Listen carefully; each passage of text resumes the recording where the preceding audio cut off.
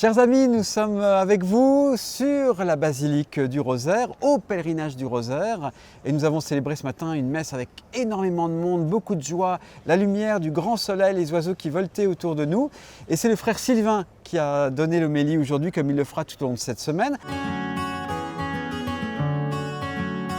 Alors frère Sylvain, au début de ton homélie, tu nous as dit que l'enfant Jésus avait un de ses jouets préférés. Oui, son jouet préféré, c'est les poupées gigognes, les jouets gigognes si vous préférez. Vous savez, ces jouets qu'on emboîte les uns dans les autres.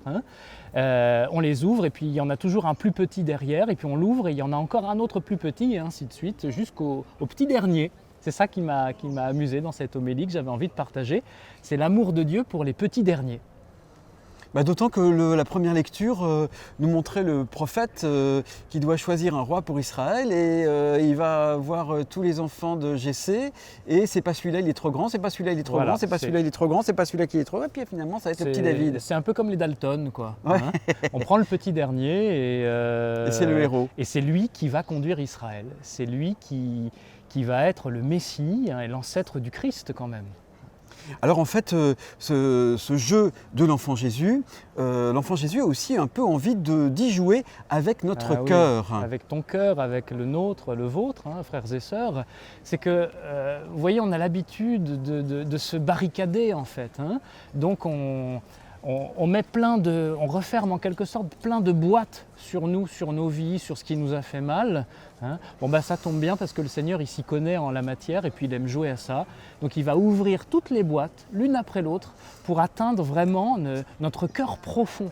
Là où on ne peut plus se cacher, là où on est la petite fille, le petit garçon, qui apprend à dire à Dieu papa, parce que c'est ça que Dieu attend de nous en fait. C'est pour ça qu'il nous a envoyé Jésus, c'est pour ça qu'il a envoyé son esprit dans nos cœurs, pour nous rendre capables de nous tourner vers lui et de lui dire tout simplement « Dieu, tu es mon Père, tu es notre Père, papa ».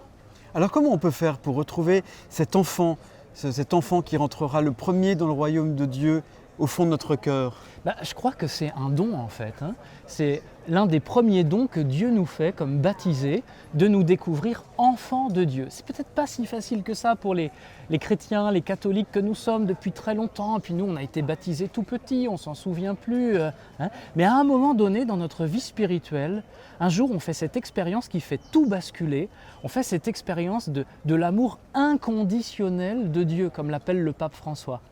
Un amour qui n'a pas de conditions. On est envahi par cet amour, on est baigné dans cet amour. Alors frères et sœurs, si vous n'avez pas fait cette expérience déjà dans votre vie, on va prier pendant ce pèlerinage, particulièrement pour vous, pour que vous puissiez vraiment goûter combien vous êtes aimés de Dieu. Et ce jour-là, je vous assure, toutes les barricades que vous avez montées autour de votre cœur, comme pour une place fortifiée, elles vont tomber et vous allez vous laisser envahir par l'amour de Dieu. Parce que toutes ces boîtes, elles nous enferment et nous empêchent d'être joyeux. Elles nous rendent profondément malheureux, tu veux dire.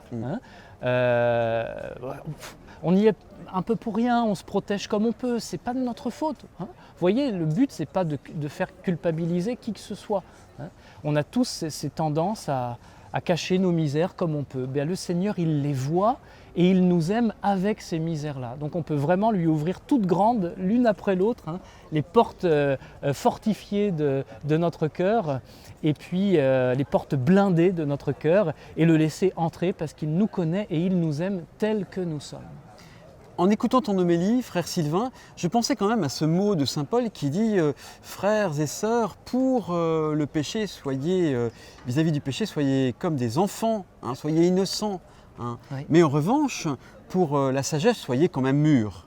Bien sûr, c'est ce que j'ai appelé la spiritualité bébé cadom. Je sais qu'il y a beaucoup de frères et sœurs parmi nous qui n'aiment pas ce genre de choses. La spiritualité bébé cadom, en fait, c'est très simple. On confond l'enfance psychologique et l'enfance spirituelle. Le côté infantile. Voilà, l'enfance psychologique, c'est je suis un gamin qui ne grandit pas et je vais continuer à entretenir ça. Non, c'est pas ça. L'enfance spirituelle, c'est se reconnaître dépendant de Dieu. On doit tout à Dieu. Le même saint Paul, il dit, mais qu'as-tu que tu n'aies reçu?